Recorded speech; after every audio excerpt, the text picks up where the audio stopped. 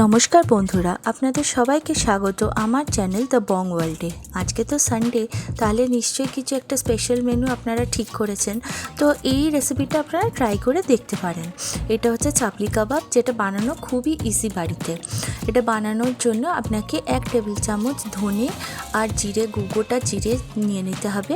তার সাথে 2টো শুকনো লঙ্কা, 2টো দারচিনি, অল্প একটু জয়িত্রী ফুল আর একটা বড় গোটা এলাচ। এগুলোকে আমরা ভালো করে ড্রাই রোস্ট করে মিক্সিতে গ্রাইন্ড করে নেব। তারপর কিছুই না, 500 গ্রাম মতো চিকেন কিমা নিয়ে তার মধ্যে 2টো মিডিয়াম সাইজ পেঁয়াজ, 2টো টমেটো, কিছুটা ধনিয়া পাতা, 2টো কাঁচা লঙ্কা, 1 টেবিল চামচ আদা রসুন পেস্ট, আর যে মশলাটা আমরা পিষেছিলাম মিক্সার গ্রাইন্ডারে, ওটা পুরোটা আমরা দিয়ে ভালো করে নুন সমেত, নুনও দিতে হবে, নুন দিয়ে ভালো করে আমরা এরকমভাবে কচলে মিক্স করে নেব। এরপর 2টো টমেটোকে এরকমভাবে স্লাইস করে আমরা কেটে নেব, 2টো বা 3টে, সেটা আপনাদের চিকেনের উপর ডিপেন্ড করবে।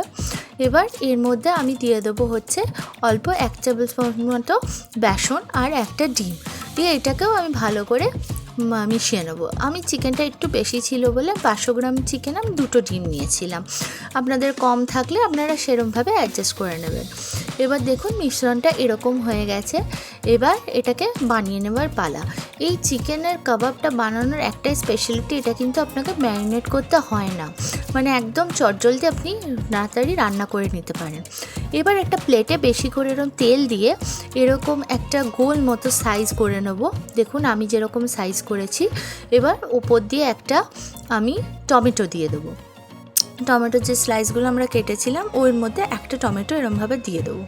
দিয়ে হালকা করে এরকম চামচের সাহায্যে একটা প্যানে তেল গরম করে, সাদা তেল গরম করে আমরা এরকমভাবে ছেড়ে দেবো।